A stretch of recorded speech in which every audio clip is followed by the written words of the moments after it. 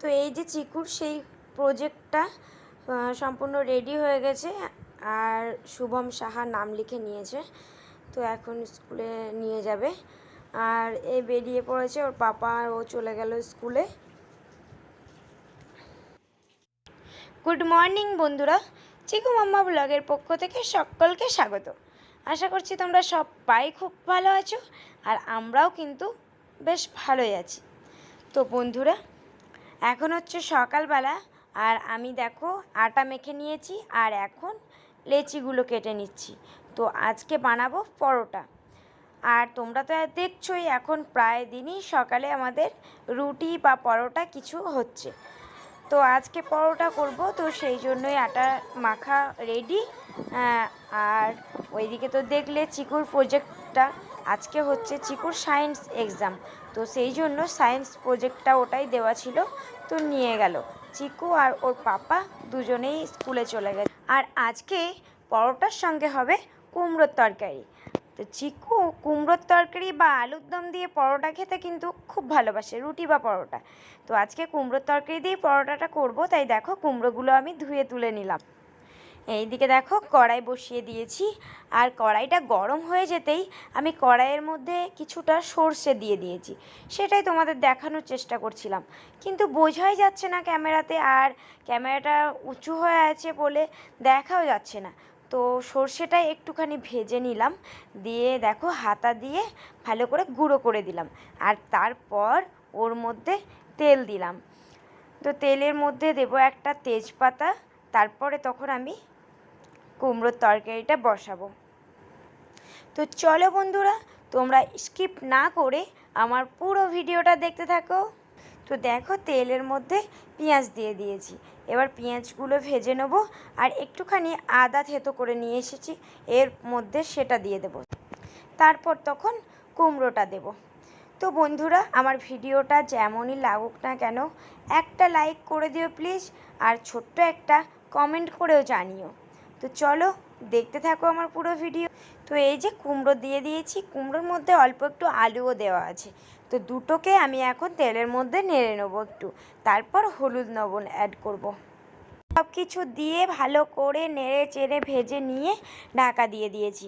তবে কিন্তু এর মধ্যে আমি মশলা বাটা দিইনি, ওই যে একটুখানি আদা থেতো করে দিয়েছিলাম আর একটু জিরে গুঁড়ো দিয়ে দিয়েছি। তো এরকম করেই কুমড়োর তরকারিটা বেশ ভালো লাগে খেতে। আর এর মধ্যে কিন্তু একটু বেশি করেই মিষ্টি দিতে হবে, মানে চিনি দিতে হবে, তাহলে দারুণ জমে যাবে। আর রুটি পরোটার সঙ্গে একটু চিনি না দিলে তো একদমই ভালো লাগে না। আর চিকু কিন্তু কুমড়োর তরকারি খেতে খুব ভালোবাসে, আর তার সঙ্গে আলুর দমটাও কিন্তু খেতে বেশ ভালোবাসে। তো এইদিকে আমি ঢাকা দিয়ে দিয়েছি আর ওইদিকে দেখো এখন পরোটাগুলো করে নেব। তবে আমি একা করিনি, মিষ্টি আমি দুজন মিলেই করেছিলাম। আর প্রথমে আমি একাই করছিলাম আর সেটাই এখন দেখানো হচ্ছে। তো পরের ভিডিওটা আর করিনি, মিষ্টি ক্যামেরার সামনে অতটা আসতে চায় না, তো সেই জন্যই। আর আমার তো চ্যানেল, তো আমাকে তো আসতেই হবে, তো তাই আমি তো আসি।